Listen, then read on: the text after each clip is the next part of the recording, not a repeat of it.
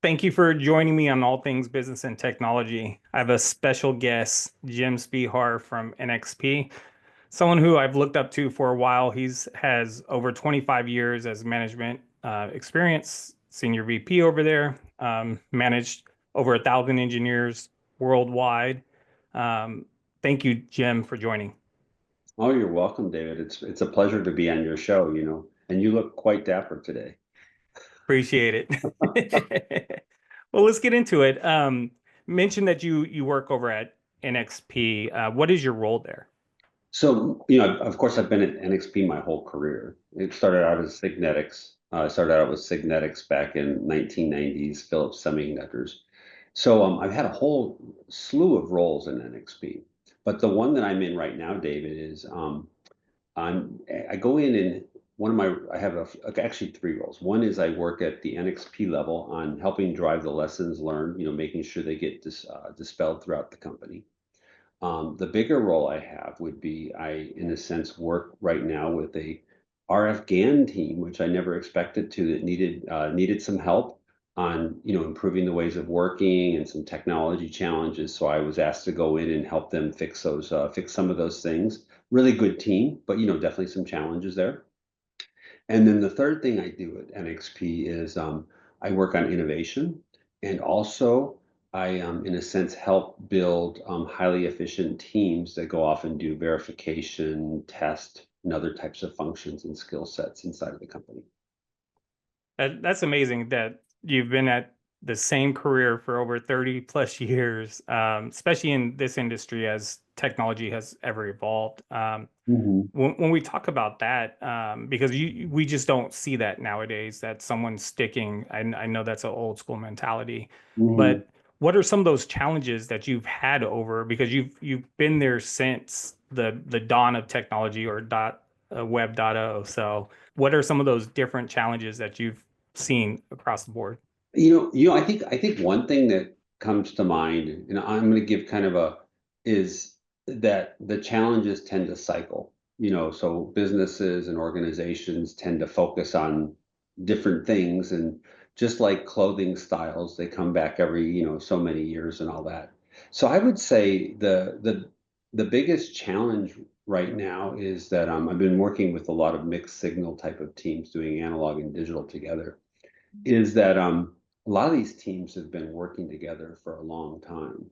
So what that means is that you kind of create your own culture, and and the challenge is helping those organizations start looking outside of what they do and looking for the best practices that are beyond where they normally work.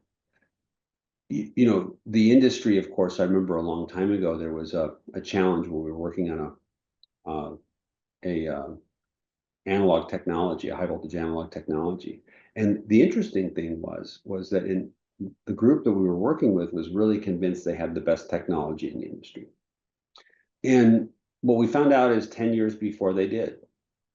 But sometimes those perceptions, those views, they stay for a long time. So then you have a lot of you have a challenge of how do you open up people's eyes to the fact that the industry's been moving. You think about our industry really always has been about AI. When we brought on the advent of the AI tools, or excuse me, the cadence tools, or the different types of EDA packages, technologies, all the IP vendors and all that. These groups have been, in a sense, assimilating all this information for many years on, what should be in a tool, what makes people work the most efficient. And sometimes as an organization, we can forget that this, what we call an AI revolution that's going on now, has actually been going on for a long time. And if a group, in a sense, starts to focus on in their own culture, what ends up happening is that they get behind in the times. They don't have the best tools, the best methodologies, and so it creates some challenges for them. So I think that's one of the big things in the industry right now, I would say, is that when you're working with organizations, is helping them, see beyond, what they know, and helping them look outside to see what they can learn from someone else. And then also realizing in this hectic world, or this chaotic world, that taking time to do things differently and in better ways based on what all of our outside peers outside of the industry have done really does move the ball forward for us. Wow. Yeah, like you said, making sure that you get the right team in place and making sure you open it up. Now that's a hard thing to do, especially when we're talking about legacy companies like Mhm. NXP. How are you solving that challenge? Well, and just to be clear, this isn't a challenge that's all throughout NXP. It's very, it's going to, of course, be around different business Mm. segments or product segments. So I don't want to make it like a bigger picture because there's a lot of organizations in NXP that are constantly having to look outside and bring in the right talent and bring in the right tools and stuff. So, but the thing is these specialized areas, these very niche areas where you provide a technology that takes a lot of advanced skill set, understanding, like the team I'm working with right now. I mean, amazing RF experts, amazing people. They really understand their industry. They understand it really well.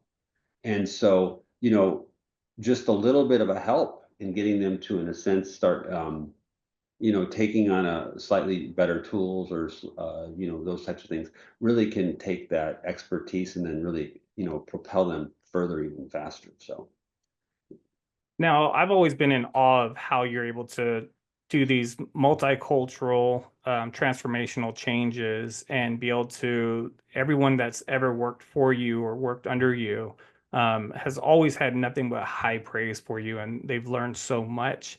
Now, is that something that was taught to you, or is that something that you've grown in this role? I would imagine it's a combination of both. I would say it's probably more, um, some of it's upbringing, I mean, sometimes the difficulties you have in your life, when you're growing up, or the challenges you have, can make you more empathetic towards people. And and so I would say some of it's been like experience, some of it's personality. But I think the one thing that I think that's been taught to me about that is really understanding that when you put these organizations together, everybody wants to go home and be successful. They want to go home to their family and bring the prize.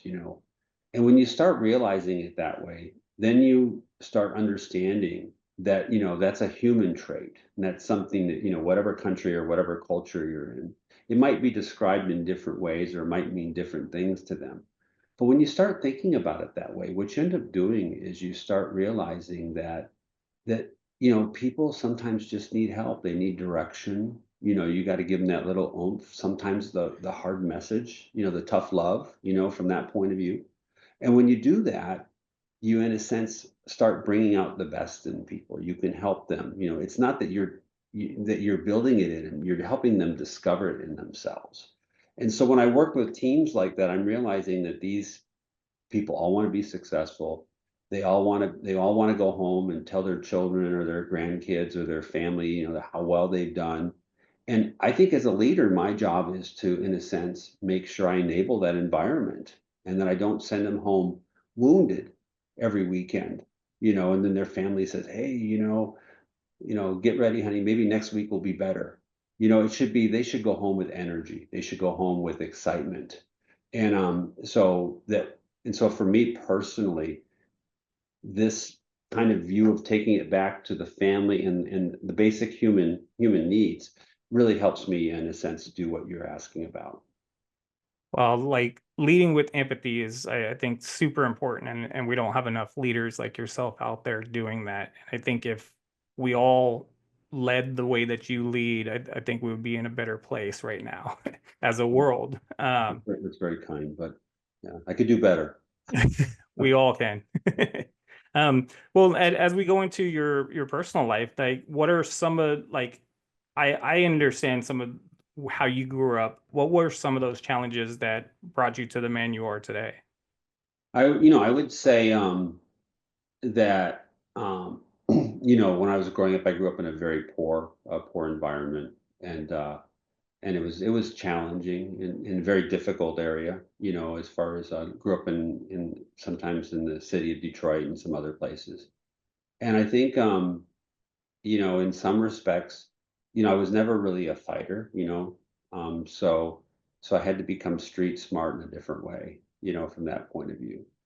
So sometimes it worked out well, sometimes it didn't work out well, but overall in the end, it was kind of like it became in some ways, sometimes it becomes a journey of forgiveness too, realizing that as you go through these things and that many of us are just trying to figure out how to get along, and we have these defense mechanisms and these things that come up in order to protect us from our environment or from and so for me, when I realized that that's kind of a inherent thing, it really helped me start understanding how the people I'm working with might be responding, from that point of view, and give you the opportunity to really go off and help. Now, of course, I don't want to think that technical, when you're working with a team and all that, people have different skill sets. Like some are very technically strong, and some, of course, we can't build our how would you say our teams can't be psychology experiments. They have to get things done, right? But Yeah. but the thing is though is there is an aspect of business psychology that you need to do in order to really understand, and not because you're trying to manipulate people to get them to do more, but that you believe that if you pick the right, how would you say, the right formula, that that they'll do more just because it's who they are. Yeah, that makes perfect sense. We all have a ornate thing within us that makes us tick, and Yeah, understanding that psychology behind it is very important. yeah. Now, as we go through the cycle of coming very poor to being where you are today, what are some of those biggest? Because right now you're at the pinnacle of being very successful, and when we look at that, what were some of those failures that got you to where you are today? Well, I think, a couple, I was thinking about the failures. One was, I one time took a job and I was really excited about the job. And, the way the job was described, I knew exactly what I was supposed to do. I mean, it was like it was made for me. And later on, I find out that, that wasn't what was meant. It was really more of so I think in that respect, one of my biggest failures was I took a job a long time ago where I didn't really understand what was wanted of me. I just assumed based on what I thought because of what it was, and I didn't ask enough questions, and I didn't understand what my manager wanted at the time, and that was a hard thing. It created a lot of I would say the challenges it created is it created a lot of conflict because I was acting in with respect to what I thought my manager wanted to do, but the other people knew him better than I did because they'd worked with him longer. So it took me a while to figure out that I wasn't aligned. And so that was a big failure. I think it could have created a lot less drama and all that. I probably wouldn't have taken the job, to be honest with you, if I would have known it was described the way it was. But but you learn, and so I think that was but it taught me a lot too. It taught me a lot, from that point of view. But I think that was one of my biggest failures was doing from that perspective. Now, as we see that business and life correlates, as you mentioned earlier, that people want to just go home and be Mhm. successful and be looked at as something that they can look up to, and that their work that they put in that day, they know they gave their all. Now, on the personal side, is there any personal failures that you've had along this way?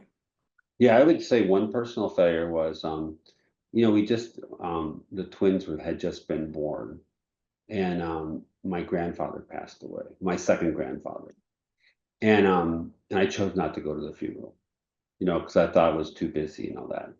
And I realized, probably like a few years, sometimes when you're young, you're kind of, you don't think about these things as much. And, and some of those types of decisions you will gnaw at you, for quite a while. So I think the big one was when my grandfather passed away, I didn't go back for my grandfather's funeral in Michigan. And so that for me, that was a big personal failure because I think it was one of those times when, you know, I guess I couldn't be there for my grandfather because, he'd already passed away, but I could have been there for the rest of the family. And so I really missed that opportunity. So for me, that was a big failure many, many years ago. And I think that probably helped you along the way with that empathy because you realized that there was something underlining there that to Yeah. help. So Yeah. Sometimes when you're young, you get so caught up in being successful that, and I always sometimes ask people that I say, hey, when you're taking your last breath, who's going to be standing next to you? Is it going to be your boss? Is it going to be your coworkers? And the answer is probably not.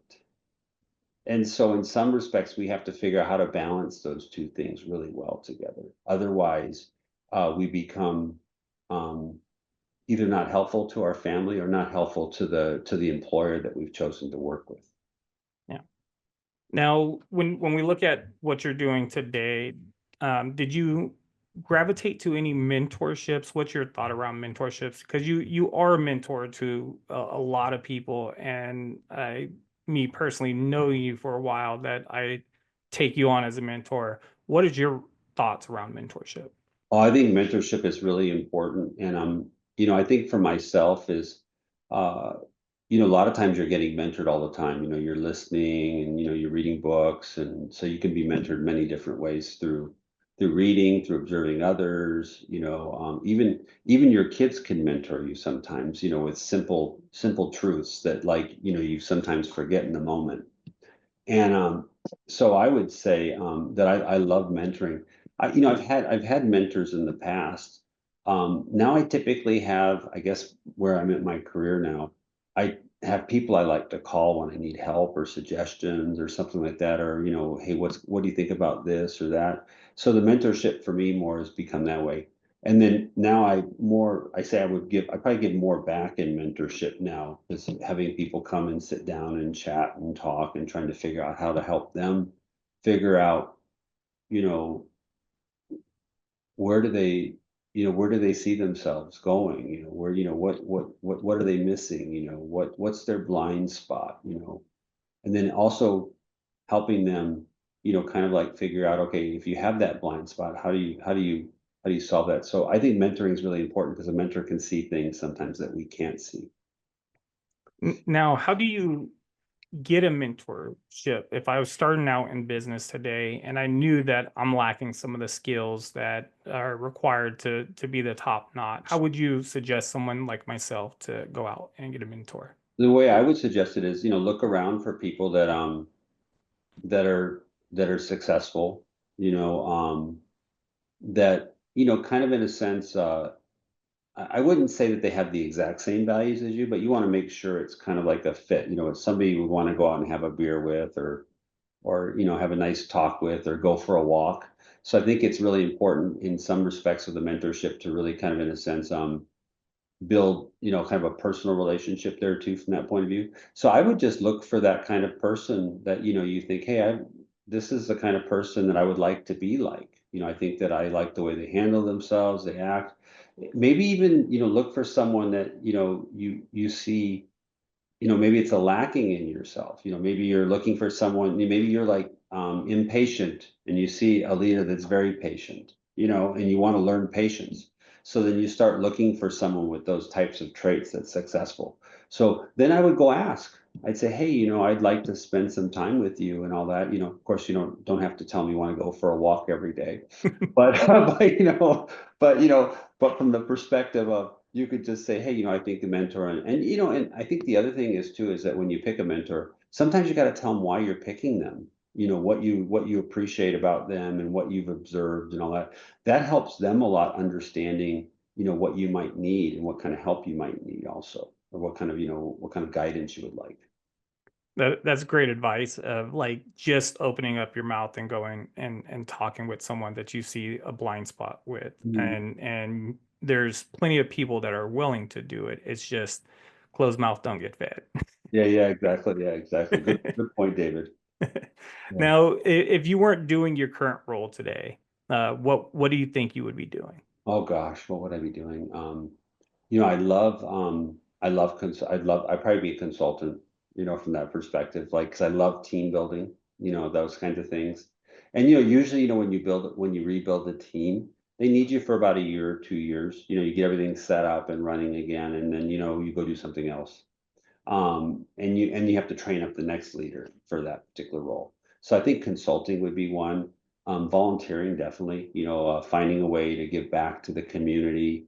Um, investing more in the grandkids, so that like we talked about, when that last, when you're at your deathbed and all that, that hopefully your family's, sad to see you go. You know what I mean?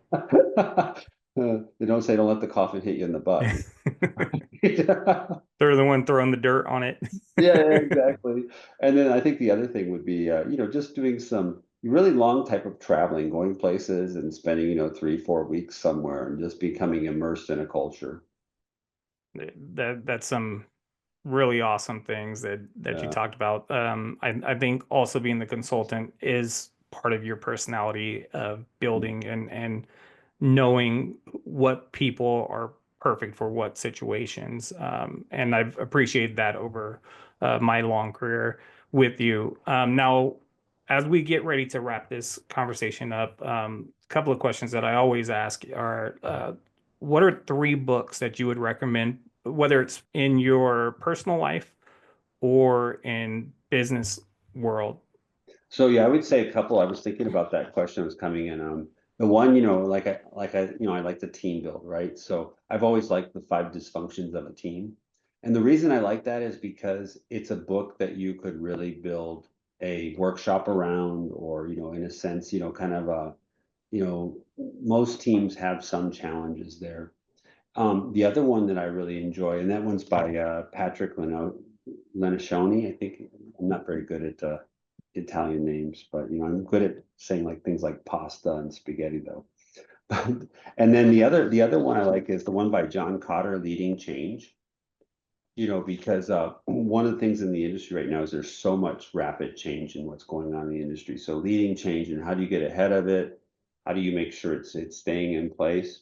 And then I think the third book I would say that's really helped me out with team building and building empathy and compassion, I would say would be the Bible, would be my third book, from that point of view, as far as, looking at, one of the things I've always liked about the Bible is that, it's one of the books that doesn't build up the lead characters as perfect saints, like, David, for example, King David, you look at it and, he had his flaws, and you get to see it, and you still get to see that God loved him still through it. So I think that would be my three books.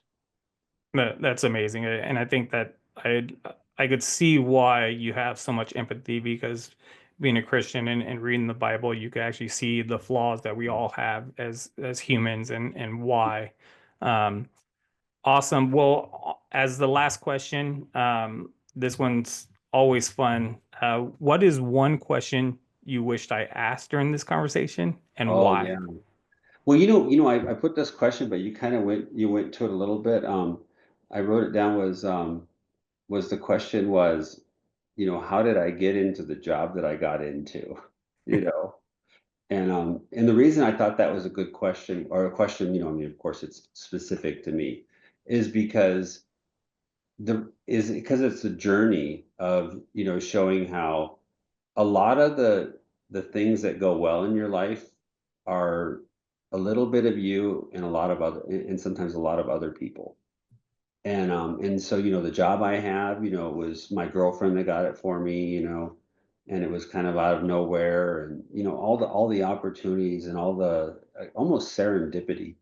And so that was the question, is like, because the one thing I want people to go away with is that, if you did it all on your own, then that means you probably stepped on a lot of people to get where you were at. But if you did it if you did it knowing that there were a lot of other people that were enabling you and like you said, mentoring earlier, then you realize that your life is a testimony or reflection of all the people that have invested in you. That's an awesome question to ask almost everybody, because that is something that we all need to come back to, especially after the last 10, 12 years, at least here in America, of the turmoil and things we're seeing the Yeah, day to day. So, um, Jim, thank you very much for joining me on all things business and technology. you're welcome, David. Thank you so much. It's a pleasure. Thank you for tuning in today. I hope you found this helpful, and I hope you'll tune in next time. For more information on how we can help your business, check out our website at sigmaways.com. I'd love to hear your feedback. Please send me a message with any topic or questions you want me to cover. Also, if you're in the world of business and technology, I would love to have you as a guest. Please hit the like and subscribe button below and stay up to date on the next video. Once again, I'm David, and this is All Things Business and Technology. Cheers.